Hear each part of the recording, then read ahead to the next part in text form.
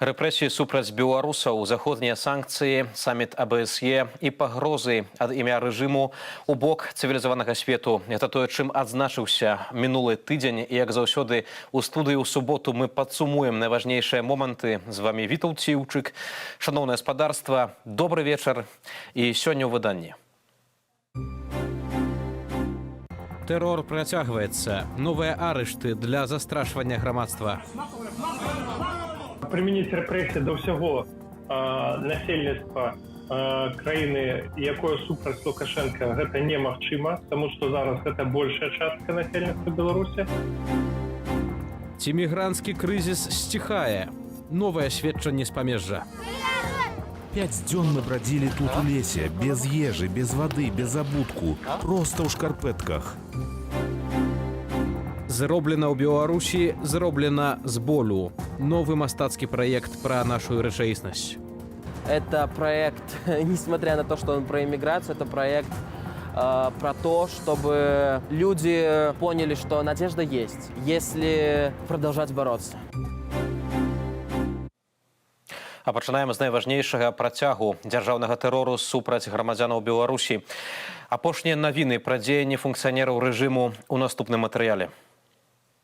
Очень жаль, что страна разделилась на вольных и безвольных людей. И, к сожалению, вот эти вот безвольные люди позволяют себе слишком много агрессии к своему народу. Палізняволеная блогерка Ольга Такарчук больш за паўгады за кратамі. Сёння стала вядома, што крымінальную справу супраць яе суд Заводскага району Менску пачне разглядаць 16 снежня. Ольгу вінаваціць адразу па 3 артыкулах крымінальнага кодексу. А стваральнік крамы «Сімбал-Бай» Павел Белавуз пасля 15 сотняў арышту не выйшаў на волю. Як паведамляе тэлеграм-канал «Сімбал-Бай», у Паўла новы артыкул за хуліганства. Чарговы суд мае адбыцца ў панядзелак.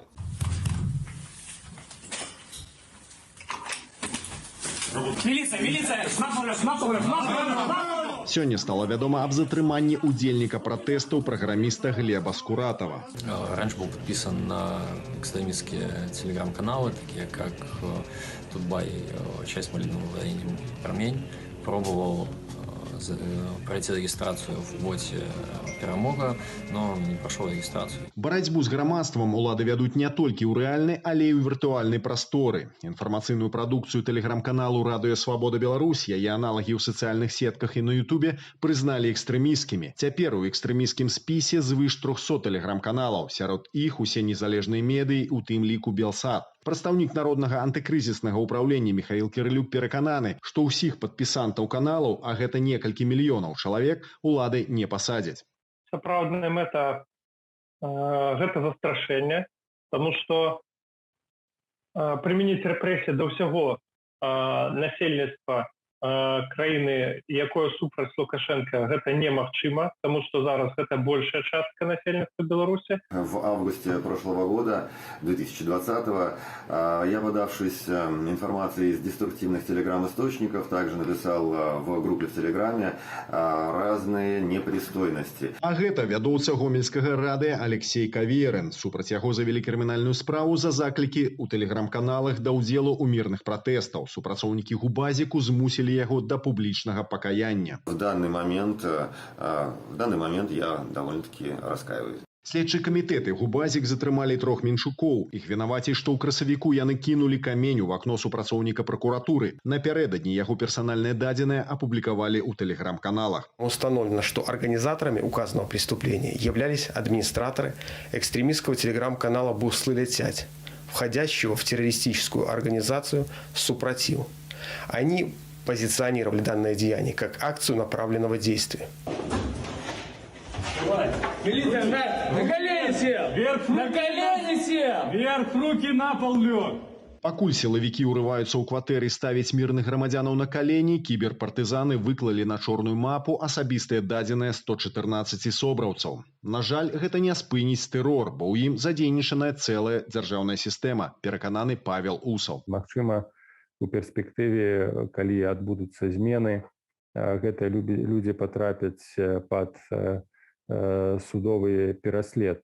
Таксама, на маю думку, на гэта ўсе злівы павінны рэагаваць еўрапейскія краіны ўносяць гэтых людзей у санкцыйныя спісы, але мы ведаем, што дагэтуль у так званым санкцыйным чорным спісе не больш за 100 асобаў. Каб пазбавіць рэпрэсаваных беларусаў фінансавай дапамогі, МУЗ прызнала экстрэмісцкім фармаваннем фонд салідарнасці «Байсол». Гэта не паўплывае на дзейнасць фонду, а беларусы надалей будуць атрымліваць дапамогу, запэўнівае Андрэй Стрыжак. Мы рекомендуем и вельмі настойліва рекомендуем людям выкарыстоўваць у якасці шляха для доната альбо еўрапейскія, альбо расійскія карты, альбо сістэму PayPal. Бо улічваючы тое, што беларуская сённяшняя ўлада аб'явіла нас экстрэмістамі, то гэта больш бяспечныя шляхі для пераводу грошай на карысць нашых бенефіцыараў. Барацьба з тэлеграм-каналамі, арышты актывістаў – гэта не ўсе інструменты ўлады па застрашэнні грамадства. На дзяржаўных прадпрыемствах і установах працягваюцца масавыя звальненні спецыялістаў.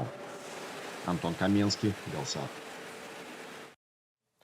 Сёння больш за 400 чалавек вылецела ў Ірак эвакуацыйным рэйсам. Аднак тысячы мігрантаў усё яшчэ застаюцца на тэрыторыі Беларусі, у гарадах, лясах і нават у турмах. Гэтак, у гарадзенскім ізалятары часовага ўтрымання на вуліцы Гая, другі паверх, займаюць людзі, якія прыехалі з Сірыі, Ірану і Сенегалу. За што яны там утрымоўваюцца і што адбываецца цяпер з міграцыйным крызісам? У матэрыяле Ірыны Карніенкі.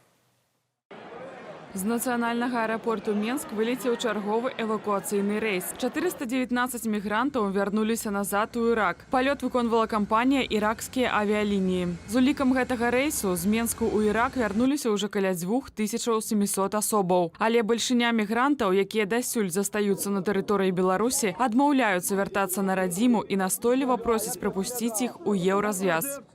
Please let those kids celebrate Christmas in Europe. Please look to our faces. Мігранты з транспартава-лагістычнага цэнтру на беларуска-польскай мяжы звязаліся з новай газетай. Паводле чалавека, які журналістам назваўся Абу Амарам, у лагеры застаюцца каля 1400 мігрантаў, большасць з курдскіх раёнаў Іраку ды Сірыі. Аднак ёсць і 150 арабаў і 53 сірыйцы з Ідлібу. У лагер прыйшлі два чалавекі, адзін у вайсковай форме, другі у цывільным, якія паведамілі, што цягам 3 дзён мігранты мусяць прарвацца на польскі бок. Чалавек у цывільным запэўніў, што беларускія памежнікі забяспечаць мігрантам вольны выхад. У адваротным выпадку мігрантаў абяцалі вывезці ў Менск і дэпартаваць на радзіму. За апошнія сотні польская памежная служба зарэгістравала 62 спробы незаконна перайсці мяжу з беларускага боку. За дапамогу мігрантам у незаконным мінанні затрымалі 4 асобаў. Сярод іх грамадзяне Украіны, Афганістану і Польшчы. 10 асобам вынеслі пастановы аб дэпартацыі з тэрыторыі Польшчы.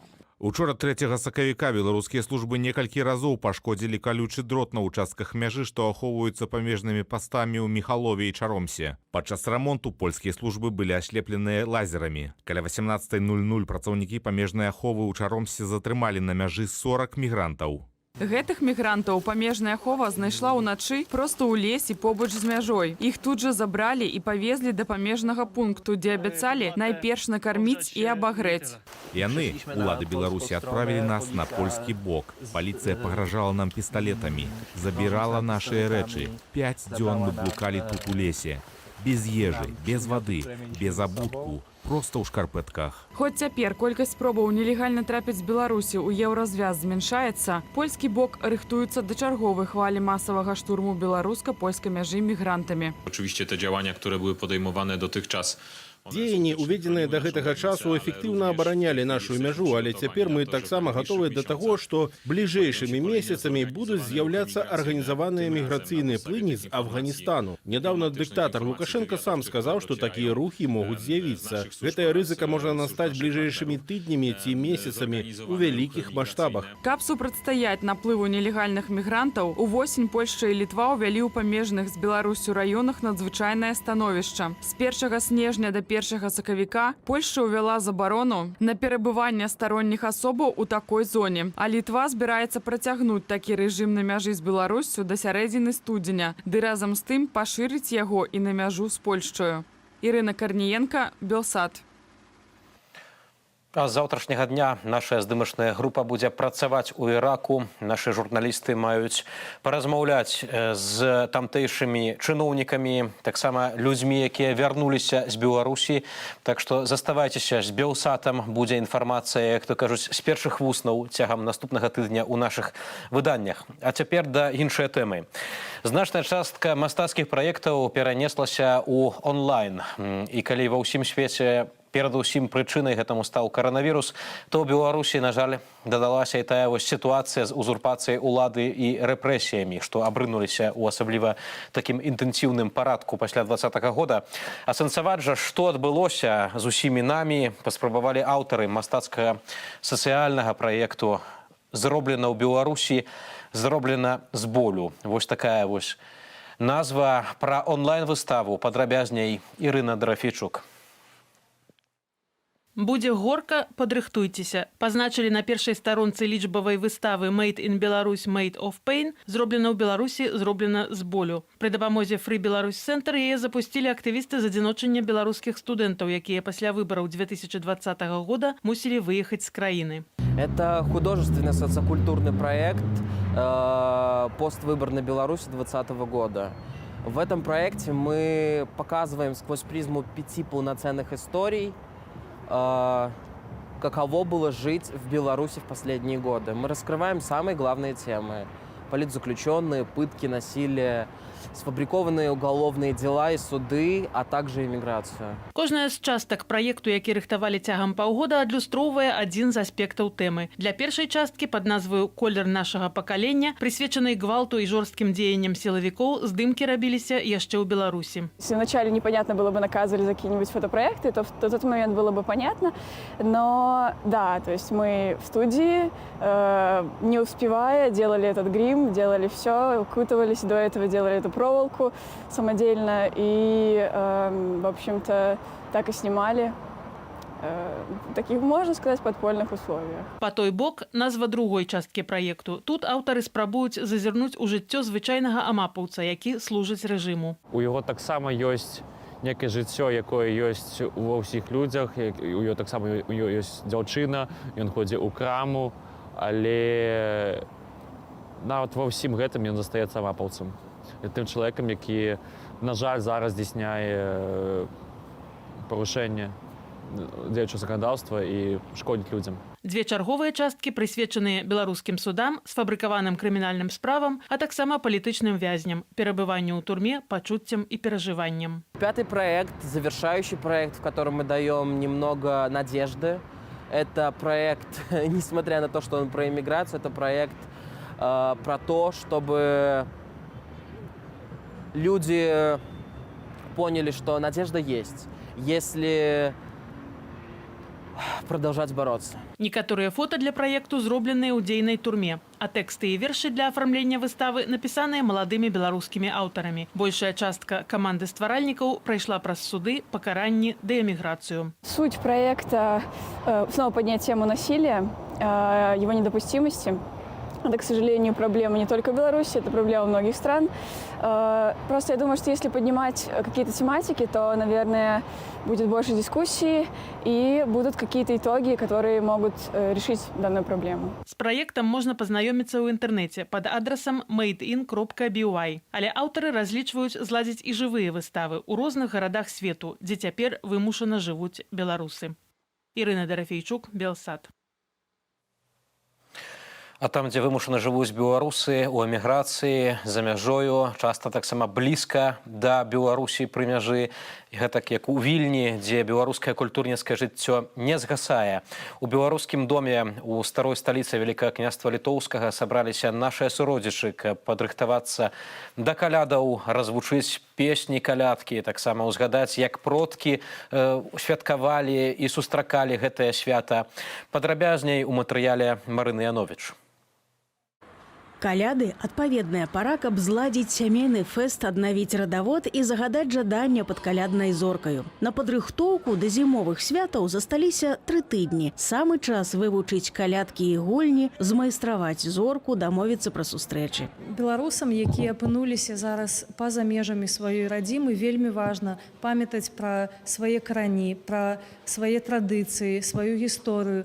І гэта не толькі дапамагае мацаваць сілы і мацаваць супольнасць беларускую, а гэта таксама дапамагае і псіхалагічна чалавеку адчуваць сябе не самотным, адчуваць сябе звязаным з бацькаўшчынай. У гадавым коле старадаўніх народных земляробчых абрадаў менавіта каляды займалі першае, найгалоўнейшае месца. Пазней хрысціянская абраднасць такога святкавання на Беларусі шчыльна пераплялася са звычаямі прашчураў. Зорка, куця, шчодрык, каза, адмысловыя песні, забавы ды гульні. Мы можам адрадзіць гэта ў Вільні. Маладыя ініцыятыўныя. Взяць дзяцей пахадзіць, павадзіць казу. Каб захавалася і мова, і традыцыі, з гэтага і складаецца ўвогуле паняцце народнасці нейкай. Ну, гэта аснова ўвогуле народу ёсць. Традыцыі, мова. Большасць беларусаў, змушаных пакінуць радзіму, сцвярджаюць, што абавязкова паедуць дадому, як толькі гэта стане магчыма. Пры першай магчымасці, калі мы яе атрымаем вярнуцца ў Беларусь, мы будзем ведаць, як гэта зрабіць, як пачынаць новае жыццё і як працягваць усё тое, што мы назапашваем вось гэтыя месяцы, знаходзячыся па-за межамі. Што ж да жадання, якое загадаюць беларусы да каляднай зоркі, яно хіба будзе адно на ўсіх. Марина Янович, Белсат. Пра справы замежжа мы яшчэ абавязкова сёння пагаворым, таксама як і пра вельмі важныя моманты палітычныя ў замежжы. А зараз вернемся да справаў унутрана беларускіх. З намі на сувязі старшыня народнага антыкрызіснага ўправлення Павел Латушка. Добрый вечар. Добрый вечер. Спадар Павел, вы вось не раз зазначалі, што важна прыйсці на рэферэндум, што гэта вы разглядаеце як магчымасць таксама мабілізацыі людзей, якія супраць рэжыму. Ну і рэжым пачынае фармаванне выбарчых камісіяў. Вы заклікаеце таксама, каб людзі альтэрнатыўных поглядаў, нерэжымных, ішлі ў гэтыя камісіі. Так, сапраўды, я хацеў бы, можа, падзяліцца некаторымі звесткамі, якія нам трапляюць у Народнае антыкрызіснае ўправленне, а таксама у инициативу «Честные люди». Вот буквально у нас заработал чат-бот, в который поступает информация следующего характера, и хотел бы ей поделиться. Ну, во-первых, сейчас, несмотря на то, что еще даты референдума нет, но уже и демократические силы, и сами белорусы начинают активно готовиться к этой кампании, которую объявил узурпатор. Конечно же, мы видим и заявления со стороны нелегитимной власти о возможном противодействии нашим акциям, которые мы планируем провести. Но важно отметить, что уже более 100 человек, будущих членов избирательных комиссий, обратились в чат-бот сообщества «Честные люди» и вступили с нами в контакт. Для чего? Для того, чтобы мы в последующем могли рассказать белорусскому обществу о тех фактах фальсификаций, о нарушений, которые, безусловно, как мы знаем, по сложившейся уже классической практике режим осуществляет при проведении избирательных кампаний. И что говорят люди? Ну, во-первых, многие люди говорят, что они раньше участвовали в избирательных кампаниях и сейчас отказываются от того, чтобы входить в участковые комиссии, и фактически отправляют куда подальше начальство, которое пытается их все-таки заставить войти в склад комиссии. Второе, что отмечают, это то, что за участие в комиссиях на референдуме обещают вознаграждение, прямо говорят о том, что мы вас не обидим, то есть пытаются заманить денежными ресурсами. Третье, это люди, даже если отказались участвовать в избирательных комиссиях, после этого все равно им поступают звонки и после отказа, и вновь их пытаются убедить. Четвертое, что можно отметить из тех вот сообщений, которые мы получаем, если людей зовут на разговор по референдуму, то часто называют другую причину, чтобы скрыть, чтобы человека заманить на беседу, а в последующем ее провести. Ну и пятое, что все беседы по референдуму с будущими потенциальными членами участковых комиссий проходят в формате 1 на 1. Ну то есть понимаем, для того, чтобы употребить какие-то максимальные аргументы негативного плана, чтобы заставить людей войти в состав избирательных комиссий. То есть уже власть работает в этом плане. Но, как вы видите, мы работаем, мы также контактируем и получаем информацию. Какой важный месседж мы получили? Ну, во-первых, власти, директора, потенциальные будущие председатели комиссии, потому что мы знаем, власть же заранее готовится, уже заранее знает своих председателей, в кавычках, они боятся того, что белорусы придут на референдум. Поэтому они заинтересованы в том, чтобы как можно меньше белорусов пришло на участки для голосования, для того, чтобы в тишине, в спокойствии забросать в урны то количество голосов, которое необходимо диктатору, и подать для общества эти результаты. Ну, Спадар Павел, як вы гаворыце пра тое, што акурат рэжыму не ўдаецца загнаць людзей, нават лічыць галасы ў выбарчай камісіі, тое, што не назіралася, бадай, можа, падчас нейкіх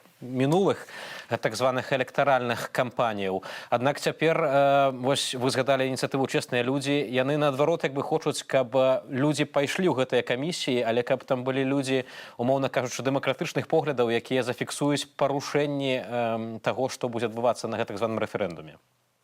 Да, это общая позиция демократических сил. Как вы знаете, что мы вышли с общей платформы, это очень важно. И офис Светланы Тихановской, и Народное антикризисное управление, Координационный совет и все инициативы. И мы проводим здесь общий подход. И эта общая позиция заключается в том, что те члены участковых комиссий, которые чувствуют в себе силы, энергию, желание, понимают свою ответственность и готовы войти в участковые комиссии, сотрудничать с демократическими силами, они для нас очень важны. Важны как те, кто будет препятствовать фальсификациям, или, по крайней мере, уже самое, наверное, реальное, то, что они смогут дать публичности, общественности информацию о том, как это все будет происходить в дни голосования на референдуме. Да, мы таких людей очень ценим и призываем всех, кто имеет характер и готовность сотрудничать с нами.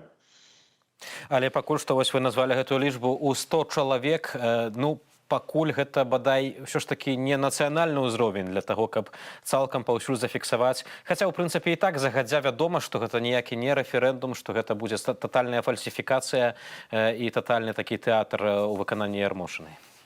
Ну, не згодны з вами у сэнсе того, что мало людей звярнулось. Ну, давайте посмотрим. Я еще раз говорю, даты референдума пока нет. Никакого формального начала формирования участковых комиссий не объявлено, а уже к нам обращаются люди. Поэтому я думаю, что тогда, когда уже реально будут создаваться участковые комиссии, когда они уже будут сформированы, я думаю, что у нас будет не 100, а сотни, а дай бог и 1000 членов участковых комиссий, которые будут готовы с нами сотрудничать. Калі кажам пра людзей, якія пойдуць у гэтыя выбарчыя камісіі, калі гэта будуць людзі нармальных, менавіта дэмакратычных поглядаў, не тых, хто падтрымлівае узурпацыю ўлады, ну мы ведаем, як эта сістэма збудавана, і, напрыклад, у камісіі будзе там умоўна 10 чалавек, і адзін чалавек будзе той, хто не будзе пастаўлены туды лукашыстамі, і ён будзе бачыць гэту фальсіфікацыю выбараў, але праважце гэтак званага рэферэндуму, але ён і сам, як чалец этой камісіі, будзе ў гэтым удзельнічаць. Вы прапаноўваеце, каб яны ўдзельнічалі у гэтай махінацыі, але адначасова таксама давалі інфармацыю ўсяму свету пра тое, што там адбываецца. Я смотрю, у нас второй раз с вами дискуссия в прямом эфире Белсата. Я вас еще раз спрашиваю, то есть вы придерживаетесь другой точки зрения, да? То есть вы считаете, что нужно поддерживать бойкот. Так вот, как раз-таки я очень четко позиционирую свою позицию. Вот я сейчас вижу вас по телевизору. Сколько угодно, если я буду сидеть у телевизора, меня не будут слышать зрители, которые слышат меня сейчас. Сколько бы я ни ругался на Лукашенко, на диктатора, на созданную систему, я буду ругаться только с телевизором, да? Я буду возмущаться только телевизору. А А мы говорим о том, что необходимо активно противодействовать преступлению. Если рядом с нами кого-то совершается преступление в отношении человека, мы пытаемся ему противодействовать? Да, пытаемся. Или мы молчаливо прячемся за углом, сидим так и из-под тишка смотрим, убьют этого человека, изнасилуют или нет. Ну, каждый выбирает свой путь. Я думаю, что одним из способов как раз-таки противодействие является. Участковые комиссии и те члены, которые войдут, даже если он будет 1, 2, 3 человека, и который даст информацию потом людям, что там были сфальсифицированы выборы, это очень важно. Референдум, извините, а не выборы. Дальше, если мы с вами пойдем на участки, этого именно и боится режим. Он очень боится состояния турбулентности. Вы видите, как зареагировал Губопик, как на это реагирует Лукашенко. То есть мы должны действовать. Позиция слабого – это сидеть и молчать. Позиция слабого — соглашаться с тем, что происходит в нашей стране. А я не могу согласиться с тем, что Бабарыка будет сидеть 14 лет в тюрьме. Я не могу согласиться с тем, что Мария Колесникова, Николай Статкевич, Павел Северинец будут сидеть. Поэтому давайте, может быть, вместе думать о том, как изменить ситуацию. Это один из способов, в том числе нашего действия. Да, в определенной степени и опасный, и безопасный, но это способ нашего действия. Или просто сидим у телевизоров. Спадар Павел, вы згадали Лукашенко. Сапраўды ён гаварыў пра тое, што ён, па сутнасці, выказаў свой страх перад тым, што можа быць падчас правядзення так званага рэферэндума. Казаў, што вось там рыхтуецца дзень Х і, магчыма, нават і рэвалюцыя. То бок, сапраўды, гэты страх у тых, хто ўтрымоўвае ўладу, ёсць перад мабілізацыяй людзей. І зноў-такі на гэтым тыдні Лукашенко шмат увогуле ўсяго нагаварыў. Не хацелася б вельмі абмяркоўваць ягоныя заявы, але адна, мне падаецца, надзвычай важная, бо гэта хутчэй сведчанне пра тое, што адбывалася ўсе гады. Кісялёву ён сказаў наступнае: мы гаворым з табой на расійскай мове, назаве яшчэ одну такую краіну, дзе расійская мова дзяржаўная. Добрая дзяржаўная афіцыйная, дзе вось так вось развіваецца расійская мова, нават на шкоду, па-мойму, нашай нацыянальнай роднай беларускай мове. То бок узурпатар сваімі словамі папросту прызнаецца ў тым, што ён прыгнятаў усе гэтыя гады нацыянальную культуру дзеля таго, каб мець добрыя, выдатныя стасункі з Крамлем, які яго падтрымлівае. Народ, беларускі народ, ты цёмны, сляпы, быццам крот. Табою сягды пагарджалі, цябе не пушчалі з ярма, і душу тваю абакралі, у ёй нават мовы няма. Классика, да, Максим Богданович. Але я перакананы, што беларуская мова жила, жыве і будзе жыць, як жыве Беларусі, будзе жыць вечна. І колькі бы гэты чалавек, які лічыць сабе прэзідэнтам, а ў нашых вачах з'яўляецца абсалютным узурпатарам, чалавек, які ажыццяўляў здзек над беларускай культурай і працягвае ажыццяўляць здзек як над культурай на мове не казаў, я перакананы і веру ў будучыню беларускай мовы. Бо гэта мова, гэта наша крыніца. Немагчыма ўявіць сабе дзяржаўнасць беларускую без беларускай мовы. Немагчыма сабе ўявіць развіццё тытульнай нацыі, беларускай нацыі, беларускага народа, які знаходіцца, пражывае на тэрыторыі Беларусі без беларускай мовы. Дзе яшчэ развівацца і пашырацца менавіта матчыны беларускай мове. Я скажу, што зразумела, што гэты чалавек, пакуль будзе пры ўладзе, ён будзе знішчаць усё беларускае, што ёсць. Потому что это нават не тому, чтобы падабацца России ці камусьці яшчэ. У яго такое ўнутранае разуменне. Я не аднойчы з ім абмяркоўваў гэтае пытанне. У яго ўнутранае разуменне свайго жыцця, свайго лёсу, выхавання, недавыхавання гэтай асобы. Бо ён не лічыць гэта патрэбным і важным для беларусамі. Таму он будзе здзеквацца з нашай матчынай мовы. Але это таксама адзін інструментаў, адзін фактараў, які гарантуе нашу незалежнасць. Будзе беларуская мова, будзем незалежныя. Будзе яна развівацца, значыць, будзе развівацца і наша дзяржава. Спадар Павел, літаральна яшчэ на момант перад тым, як запытаць пра такую міжнародную, таксама дыпламатычную дзейнасць, хацеў яшчэ на момант застацца з тым, што адбываецца ўнутры Беларусі. Ведаем мы пра спісы на звальненне, якія ідуць па ўсіх прадпрыемствах, але таксама і па культурніцкіх установах. Гэта і беларуская дзяржаўная філармонія, і нацыянальны архіў. Ведаем, што вось звальняюць, ёсць спісы на дзясяткі, на кожную установу дзясяткі чалавек, нават больш за 100 чалавек. І людзей вось так хочуць па аднаму звольніць, каб гэта ўсё выглядала не як бы выпадкова, не праз палітычную пазіцыю. І людзі таксама губляюцца, не ведаюць, што рабіць, вось як ім салідарызавацца, як ім адно аднаго адстаяць. Ці ёсць хоць нейкая магчымасць, прынамсі, можа, неяк віртуальна, зноў-такі праз чат-боты, праз нейкую сувязь зваротную з апазіцыяй, з штабамі дэмакратычных сілаў, якія за мяжою. Вось што рабіць гэтым людзям са сферы культуры ў прыватнасці? Ну, калі мы кажам пра сферу культуры, я, на жаль, тут павінен сказаць пра вельмі незразумелую для мяне пазіцыю генеральнага дырэктара ЮНЕСКО, да якой мы звярталіся ўжо неаднойчы.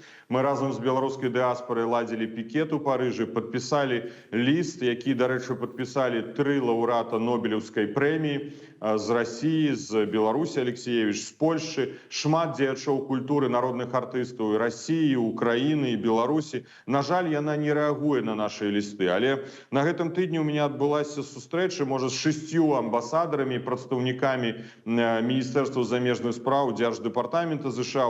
Падчас кожнай з гэтых сустрэч я перадаў сваю просьбу выкарыстаць іх дыпламатычнай магчымасці і паставіць гэтае пытанне на парадак дня ЮНЕСКО. Бо тое, што зараз адбываецца, такі гвалт і рэпрэсіі ў справе культуры, ну гэта жах. Гэта жах, фактычна знішчаецца менавіта нацыянальная культура і свядомасць беларускай нацыі. Бо не будзе дзеячоў культуры, не будзе свядомасць, не будзе каму як бы падпітваць менавіта нашу беларускую культуру. Таму гэтае пытанне мы не забываем кожнага дня.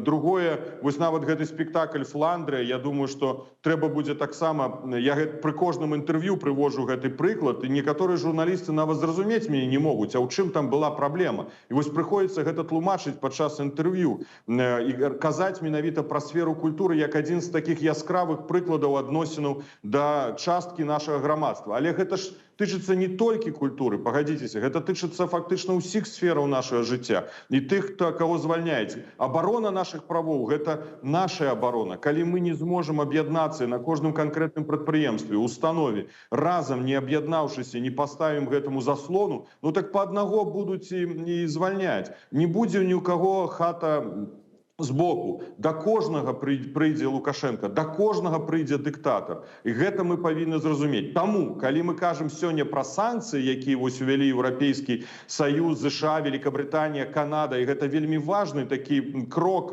які адбыўся на гэтым тыдні, яны будуць мець уплыў. І тое, што зараз спрабуе там Макейці, адміністрацыя Лукашэнкі сказаць, што будуць мінусы там 300-400 мільёнаў долараў, гэта абсалютная хлусня і неправда, гэта будзе вельмі моцны інструмент, асабліва ў фінансавай сектары. Вось тут робяць як бы нашы партнёры крокі, але ўсё ж такі ўсё залежыць ад нас, ад беларусаў. Зможам мы аб'яднацца. Таму мы і кажам, трэба ісці на рэферэндум, трэба выкарыстаць гэтую магчымасць, трэба паказаць, што мы не здаемся, што мы будзем весці барацьбу за свае правы. Ну а на кожным прадпрыемстве гэта, конечно, рашэнне ўжо кожнага чалавека ці калектыву. Бараніць сваіх ці не бараніць. Спадар Павел, таксама вось на гэтым тыдні быў саміт АБСЕ, і цікава, што прадстаўнік парламенцкай асамблеі, старшыня парламенцкай асамблеі АБСЕ таксама запрасіў народнае антыкрызіснае ўпраўленне. Вось ад імя, можна сказаць, ад імя беларусаў, па сутнасці, прыняць удзел у сустрэчы. І ведаю, што вы сустракаліся асабіста з амбасадарамі еўрапейскіх краінаў на гэтым тыдні. Вось акурат вы згадалі санкцыі. Калі кажам менавіта пра гэты кантэкст, то як заходнія палітыкі ўспрымаюць, што санкцыі давядуць усё ж такі да нейкіх зменаў, што гэта, напэўна, той інструмент, які яны могуць усё ж такі, якім яны могуць паўплываць, і тое, што яны могуць са свайго боку зрабіць? Давайте так, заходнія палітыкі не ставяць гэтую мэту ўмешальніцтва ўнутраныя справы Беларусі, каб замяніць палітычную сітуацыю Беларусі. Санкцыі з боку гледжання еўрапейскіх, амерыканскіх палітыкаў гэта перадусім адказнасць за той гвалт, які ажыццяўляецца ў адносінах да беларусаў, масавыя рэпрэсіі, які разгорнуты дыктатарам на тэрыторыі Беларусі. Гэта першае. Змены павінны праводзіць самі беларусы, гэта ад нас залежыць. Што тычыцца гэтых санкцый, які ўведзены, вельмі важна адзначыць, што ўсё ж такі гэта кансалідаваная пазіцыя. Упершыню фактычна некалькі краінаў, разам Еўрапейскі Саюз адначасова прымянілі гэты інструмент санкцый. Таксама гэта было сінхроннае рашэнне. Важна, што адзначыць, што фактычна гэтыя санкцыі не толькі за міграцыйны крызіс, які штучна зрабіў рэжым, а тым ліку і не ў тым ліку, а перадусім за тыя масавыя рэпрэсіі, якія ажыццяўляюцца ў Беларусі. І ў сумеснай заяве якраз такі гэтых структураў і краінаў падкрэсліваецца, што вызваленне палітычных заключоных,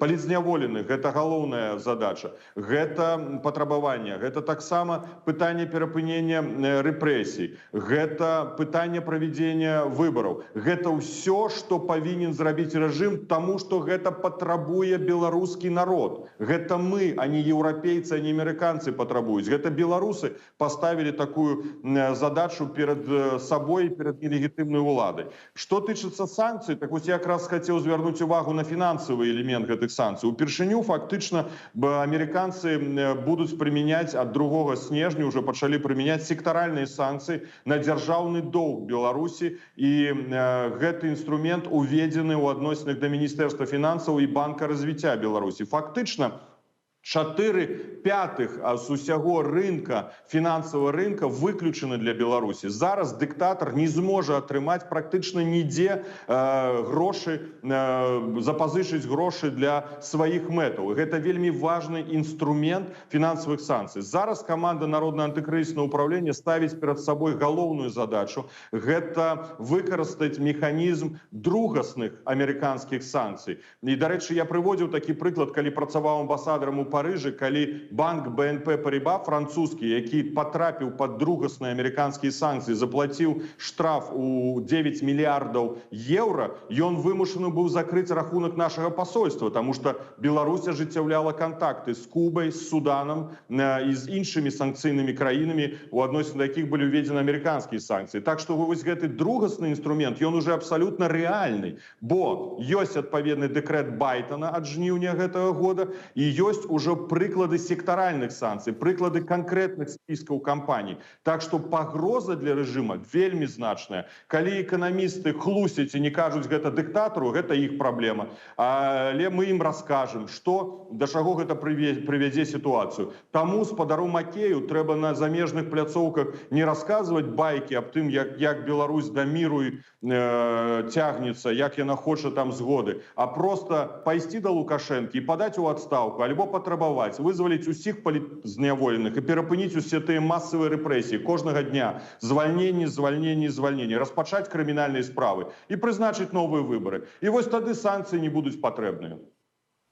Спадар Павел, дзякую вам вялікі за гэтую размову, за гэты такі разгорнуты каментар па тэмах. Павел Латушка, старшыня Народнага антыкрызіснага ўпраўлення, быў маім гаспадарства госцем у гэты вечар. І вось у працяг таксама пытанняў актуальных рэакцый захаду на ўсё тое бясчынства, якое робіць Лукашенко.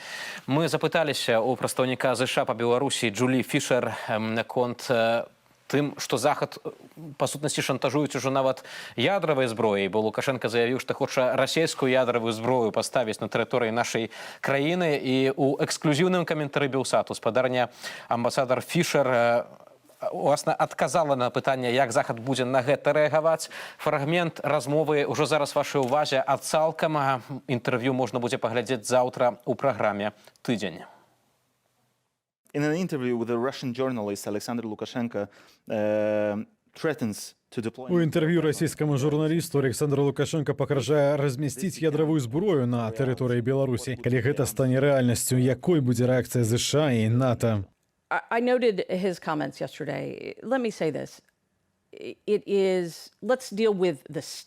Давайте разглядаць ягоную заяву, а не тое, што можа патэнцыйна адбыцца ў будучыні. Сама заява скіравана на дэстабілізацыю. Александр Лукашенко добра разумее, што Еўропа звяртае ўвагу на разважанне пра размяшчэнне ядравай зброі. На мой погляд, не выклікае сумневаў тое, што ён прымеркаваў гэтае выказванне, пра якія вы згадалі, якраз да таго моманту, калі міністры НАТО рыхтаваліся да сустрэчы ў Рызе учора і сёння. Я лічу, што мэта гэтай заявы, як шматлікіх іншых заяваў Лукашэнкі, справакаваць. Не падобна, што яны грунтуюцца на нейкіх рэальных дзеяннях. Але, вядома, мы сур'ёзна ставімся да любых згадванняў пра магчымае размяшчэнне ядравай зброі ў Еўропе. Стабільнасць і бяспека Еўропы — адно з пытанняў, да якога ЗША вельмі моцна спрычыніліся. Мы паслядоўна і пастаянна вядзем адпаведныя дыскусіі ў штаб-кватэры НАТО з нашымі саюзнікамі ды блізкімі партнёрамі з Альянсу і будзем працягваць гэта рабіць. On November 19th, Director of the US National Intelligence, Avril Haines, 19 лістапада дырэктар нацыянальнай выведкі ЗША Эўрыл Гейнс наведала Варшаву і папярэдзіла польскія ўлады пра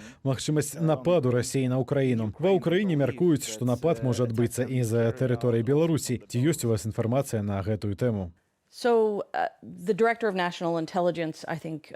Мяркую, дырэктарка нацыянальнай выведкі ЗША вельмі выразна акрэсліла пэўныя пагрозы, якія, як мы бачым, маюць месца каля мяжы Ўкраіны. Мы выказаліся на гэты конт. Дзяржсакратар Блінкен таксама выразна ахарактарызаваў расійскія дзеянні. Зноў жа, ёсць размовы і дыскусіі, якія мы збіраемся працягваць з нашымі саюзнікамі. Сёння на пасяджэнні НАТО ў Рызе пытанне ролі Беларусі, на мой погляд, патрабуе вельмі ўважлівага разгляду. Я назіраю за сітуацыяй з 2014 года па-за Беларуссю. Мне падаецца, што ў гэтым працэсе Лукашенко быў вельмі асцярожны, бо не хацеў ангажавацца ў агрэсію Расіі супраць Украіны. Але ёсць і тое, што мяне турбуе. На гэтым тыдні мы пабачылі, што ён, падобна, моцна памяняў свае погляды пасля тых 7 гадоў, што ён прызнаваў Крым украінскім. Што змяніла ягонае меркаванне на гэтую праблему? Я задаюся пытаннем, ці было гэта патрабаваннем Масквы, і хто насамрэч прымае такія рашэнні за Беларусь. Гэта ўсцяж незразумела.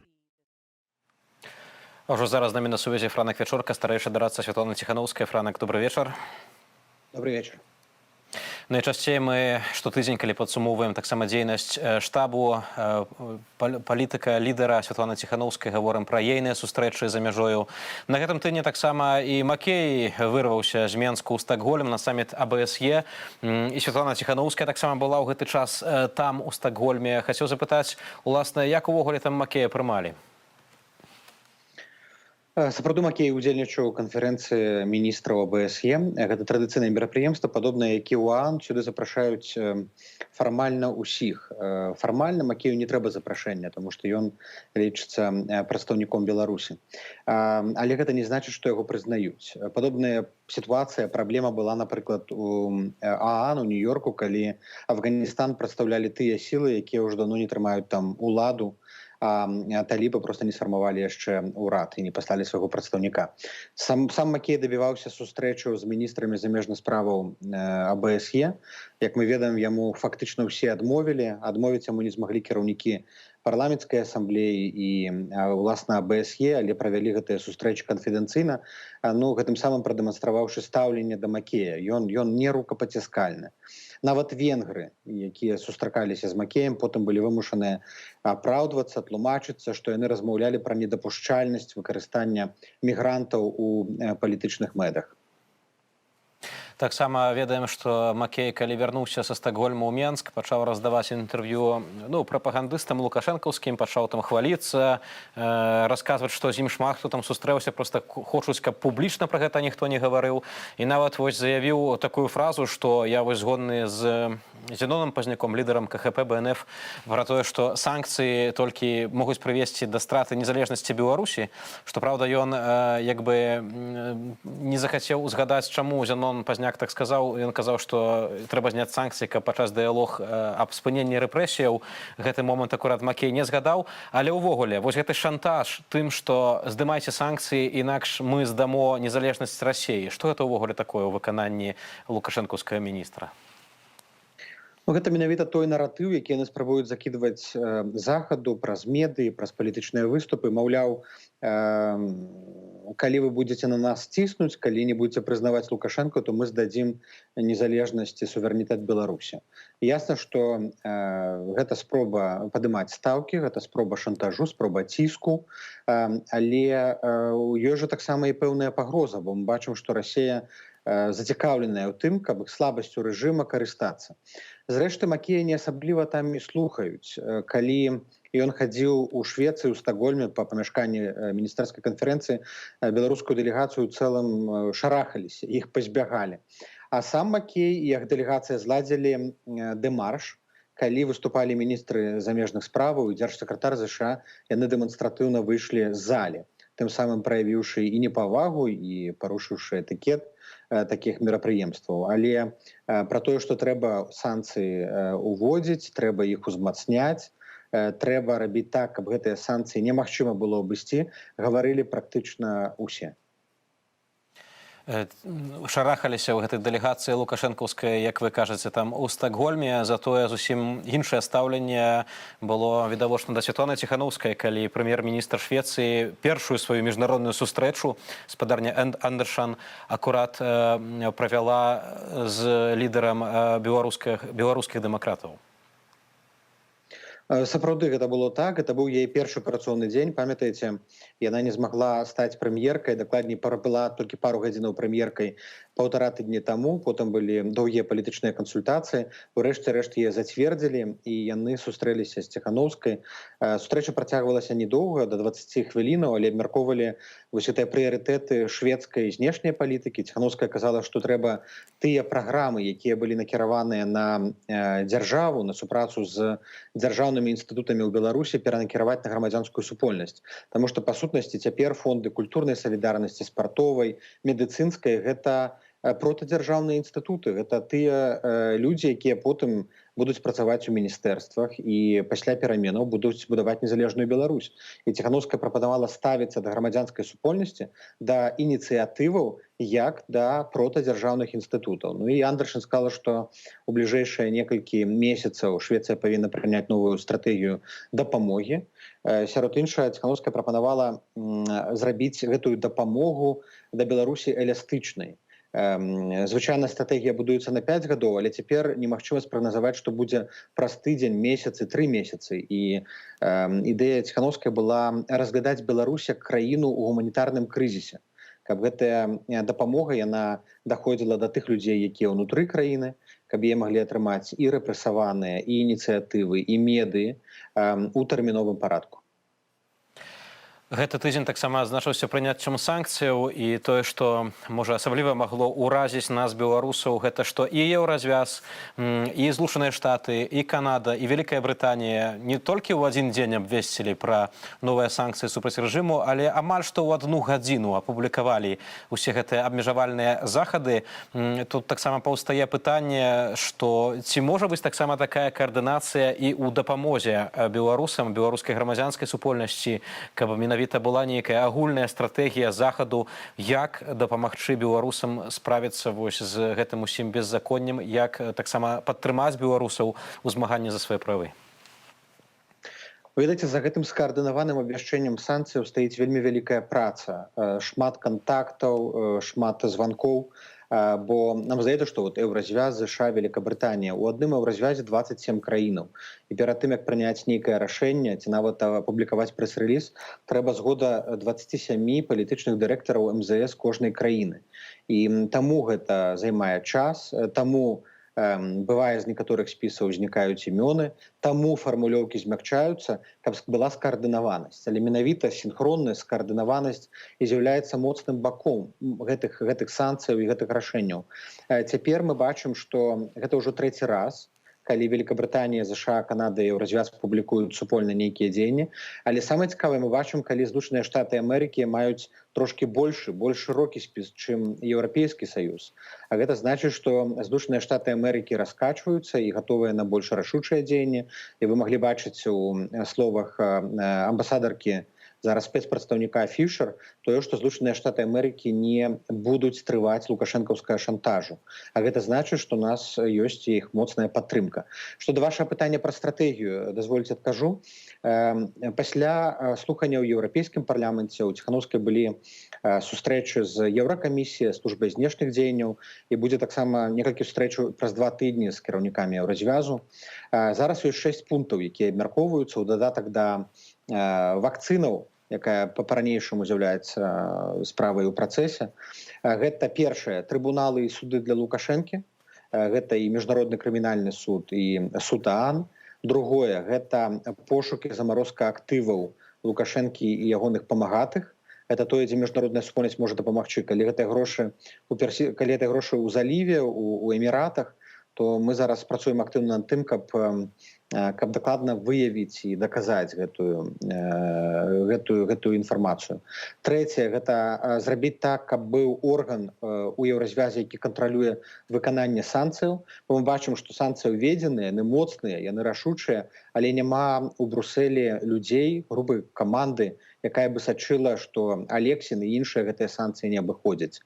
Чацвёртае, гэта шлях для выхаду сістэмы тых, хто не падтрымлівае рэжым Лукашэнкі. Все больш паступае сігналаў ад номенклатуры і бізнэсоўцаў, што яны не хочуць дзяліць адказнасць за лукашэнкаўскія злачынствы. Пятае, гэта збор до 15 мільярдаў еўра падтрымкі на новую Беларусь. У 2020 годзе, 2021 было апублікавана 3 мільярды.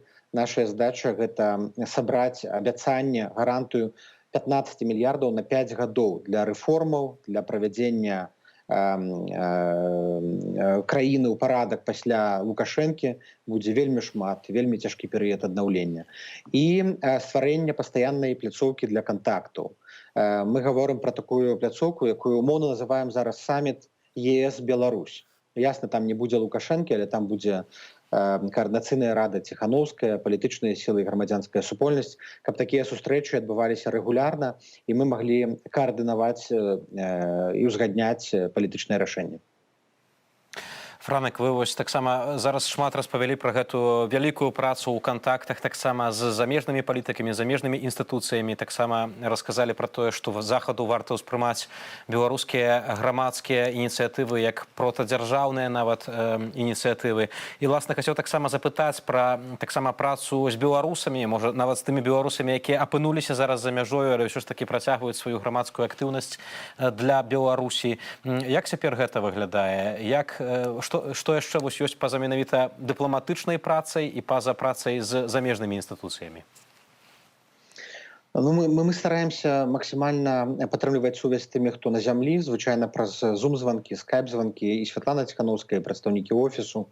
Гэта бываюць закрытыя сустрэчы, бываюць адкрытыя двары, прафесійныя супольнасці. І вось у панядзелак на мінулым тыдні, на гэтым тыдні, які быў, адбылася вялікая сустрэча прадстаўнікоў ініцыятывы ў Вільні, дзе былі ініцыятывы самвыдату, мясцовыя супольнасці, фонды салідарнасці, якія дапамагаюць рэпрэсаваным, якія арганізоўваюць рэабілітацыю для дзетак. Гэта чат-боты. Ёсць чат-боты, там рух бальшыні, чат-боты для выканання нейкіх заданняў. Былі мабілізацыйныя ініцыятывы. Гэта план перамога, рабочы рух. І ўпершыню мы сабраліся разам і выпрацавалі 3 мэты, 3 задачы на 22 год. Незалежна ад таго, будзе Лукашенко, дажыве ён да гэтага ці не, датрымаецца ці не, нам все роўна трэба ўзмацняць грамадзянскую супольнасць. І 3 напрамкі – гэта дапамога рэпрэсаваным і рэабілітацыя сямей палітвязняў.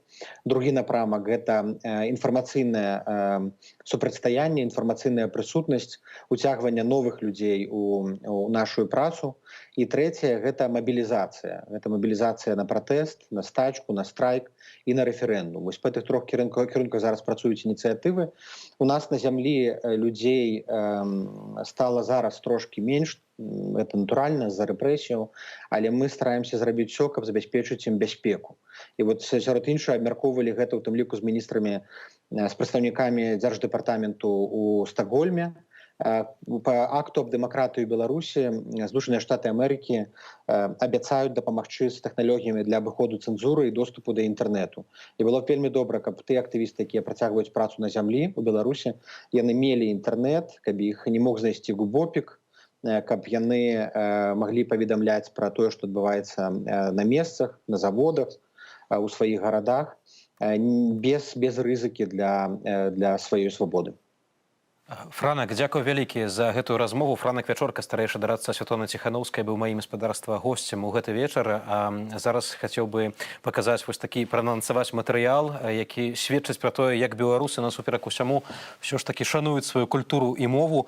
І прыклад, спадар Дмітрый Філіпаў, беларус, які нарадзіўся і вырас у Расіі, удзельнічаў у акцыях салідарнасці з беларусамі, што пратэстуюць, і вывучыў нашу мову, пачаў праводзіць выставы, прысвечаныя пратэстам у Беларусі. Сярод выстава у пратэсту жаночае аблічча, а таксама выстава «Страна для лыжызні» пра фальш лукашенковской пропаганды. Меня зовут Дмитрий, я живу в Петербурге 33 года, потому что родился здесь. Я петербургский белорус. Почти всю свою жизнь я никак себе по национальности не определял. То есть я знал, что вот моя мама из Беларуси, отец местный, но в прошлом году у меня это настолько мощно так всколыхнуло вот эти события, которые произошли. Было ощущение, что действительно вот в доме беда. Было очень обидно из-за людей, и какая-то культурная катастрофа национальная. Вот, и я понял, что меня это очень сильно касается. У меня появилась идея и желание, что нужно провести выставку. Она была посвящена именно женской стороне протеста, женским маршам и вот тому, что выборы победили команда Тихановской, из 3 женщин, которые вот были локомотивами. Это было очень необычно, и хотелось это подчеркнуть. И, в принципе, положению женщин в Беларуси, которое так всегда замалчивалось. И потом мы решили сделать вторую выставку. Искали граффитистов, которые бы раскрасили просто пространство. Идея была в том, чтобы показать такую прекрасную страну для жизни, немножко рекламную, немножко такую пропагандистскую, где все прекрасно, все хорошо, и через которую прорывается вот реальность. Создать вот этот такой диссонанс. В стране для жизни все бутафорское. То есть все государственные институции, какие-то символы. И одна из функций государства — это защищать и быть судьей. В диктатуре эти функции превратились в каком-то смысле в бутафорию, потому что они, по сути, стали карательным инструментом. Лукашенко — это человек, просто вот, которому уже ничего человеческого не осталось. Это просто какая-то кукла, которая живет злой дух. Но, к сожалению, потом все с выставками уже стало сложнее, потому что началось такое давление на землячество. Вот, кому-то пришлось уехать, и уже сейчас не проводится ничего. Я сейчас делаю редизайн для проекта I Need Help Buy. Это инициатива, ее придумали белорусы в Америке, потом поддержали вот просто по всему свету. Идея в том, что если потерял работу, то и у тебя нет денег, чтобы себя прокормить, вот, то ты можешь обратиться туда за помощью, они верифицируют эту заявку и размещают на сайте, либо там, через бот можно. И можно туда записаться как донором, грубо говоря. Вот, то есть ты выбираешь человека, за которого будешь опекать. Оплачиваешь ему покупку и доставку продуктовых наборов. И у них была идея сделать редизайн на основе рисунка, который для них нарисовала одна художница, мама которой вот туда обращалась за помощью. Вот, и она им нарисовала такой рисунок, там 2 ладони навстречу друг другу вот держат сердце. Вот, они хотели, чтобы это было отражено. Делать вид, что ничего не было, я вне политики, меня это не касается. Мне кажется, что сейчас, в наше время, это настолько не красит человека.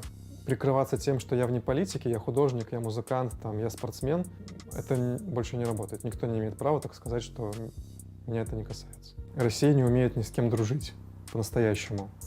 Все используются в интересах, и причем на уровне интереса каких-то людей в правительстве. Вот. И это очень мерзко, потому что, давайте строить союзное государство, по примеру Евросоюза, когда уважается чужая точка зрения и не делается попыток принизить кого-то. Вот. Но это какая-то игра в поддавки между диктаторами, мне кажется. Для нынешнего российского правительства единственная форма союзного государства, которую оно примет, это империя. Я не верю в империи. Мне кажется, что в 21 веке последняя империя уже должна окончательно исчезнуть. Алексей Навальный, безусловно, политзаключенный. Символ. Конечно, его возвращение — это просто, мне кажется, настолько политическая смелость. То, что потом он пережил в заключениях и переживает до сих пор, и вот эти просто абсолютно унизительные судилища, которым он подвергается, он к нему не относится, то, что человек на это пошел, это, безусловно, огромная жертва с его стороны. Мне хочется верить, что белорусы внутри республики идут к такой точке кипения, что, на самом деле, это не какая-то апатия, как была, допустим, после 2010 года, когда у людей реально была апатия на 10 лет, что это просто, белорусы долго запрягают, но потом взрываются. Вот эта ситуация с мигрантами, я уверен, что это какой-то черный лебедь, который даже те, кто это устроил, они не понимают, какими последствиями это может обернуться. Вот, поэтому мне кажется, что пружина сжимается, чтобы выстрелить. Застаемся таксама на момант менавіта пры тэме мастацтва за мяжою. Гэты вечар з намі на сувязі спадар Зміцер Вайноўскі, фатограф, артыст і драматург. Вітаю вас. Добрый вечер. Спадар Зміцер, напярэдадні была прэм'ера менавіта вашага спектаклю «Найпрыгажэйшы ўсход. Беларусь аднова» у Кракаве, дзе вы зараз гэта пабачыць таксама нашыя тэлегледачы ў такі вельмі цікавы спосаб. Таксама прадставілі грамадскасці увесь гэты беларускі боль і таксама колькасць палітвязняў і таго, што перажывае наша краіна.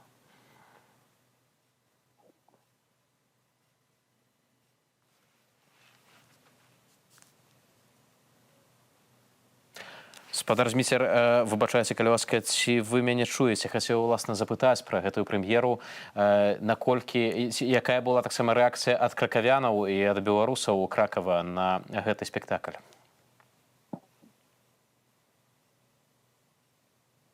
Ну, насамрэч, рэакцыя вельмі розная. Ну, пераважна, канешне, эмацыйная. Гэта сапраўды эмацыйныя гісторыі, гэта драма. Таму, ну, і мы яшчэ ў працэсе гэтага самага збору тых самых эмоцый. Вось тое, што акурат зараз нашыя тэлегледачы таксама маюць на экранах сваіх, гэта і чалавек у клетцы, актор, і таксама будзе таксама заўважна вось гэтыя усе карткі, гэтыя паштоўкі да палітвязняў. Раскажыце, калі ласка, як у вас узнікла ідэя менавіта такім спосабам, такім чынам паказаць пакуты ў Беларусі? Ну, гэта насамрэч проста толькі мастацкі прыём. Тут жа аснова ўсё роўна гэта гісторыі. Чалавецтва ўсё жыццё распавядае гісторыі. І гэта яшчэ адна і, можа быць, проста шмат іншых гісторый. Вось гэтыя гісторыі, аднак гэта таксама лёс кожнага канкрэтнага чалавека, сотні палітвязняў у турмах, тысячы таксама паводле сваіх перакананняў, з прычыны сваіх перакананняў несправядліва церпяць. Ну, а творцы, людзі мастацтва для таго, каб свабодна таксама выражаць і паказваць сваё мастацтва, вымушаныя быць за мяжою, таксама як і вы. Увогуле, калі кажам пра беларускае культурніцкае жыццё, у прыватнасці у Польшчы, у Кракаве, цяпер, бадай, ёсць магчымасць таксама, каб прынамсі беларусы дыяспары ўжывую мелі магчымасць прыйсці на спектаклі, мелі магчымасць далучыцца да беларускай культуры. Ну, так, безумоўна, фестываль «Боская камедыя» з'яўляецца аднім з найпрэстыжнейшых тэатральных фестывалей, і таму, як бы, тое, што беларуская праграма праходзіць у яго межы, гэта добрая віна, гэта сапраўдна цікавая пляцоўка, і тут сустракаюцца шмат розных культураў, і быць сярод гэтага фестывалю, мне падаецца, гонар, і якраз магчымасць убачыць беларусаў Кракава, вось якраз беларускае мастацтва сярод іншых. Сёння таксама ведаем, што акурат у рамках вось гэтага фэсту культуры выступаюць таксама і купалаўцы, якія ў 2020 годзе адважна выйшлі са сваёй грамадзянскай пазіцыі, за што былі звольненыя рэжымам, і даюць сёння спектакль. Акурат у гэтыя хвіліны ён трывае, запіскі афіцэра Чырвонай арміі паводле Сергея Пясецкага у Кракаве. Ну і зноў-такі чуем, на жаль, навіны новыя пра новыя рэпрэсіі супраць дзеячаў культуры на радзіме, цэлыя спісы на звальнення з беларускай дзяржаўнай філармоніі, таксама з нацыянальнага архіву, з іншых культурніцкіх установаў, музеяў. Спадар Зміцер, вось ці можна нейкія даць парады для людзей творчых, якія ўсё яшчэ засталіся ў краіне, аднак супраць якіх цяпер рыхтуюцца рэпрэсіі? Ох, якая цяжкая роль даваць парады адсюль людзям, якія мог бы сказаць толькі не спыняйцеся быць мастакамі.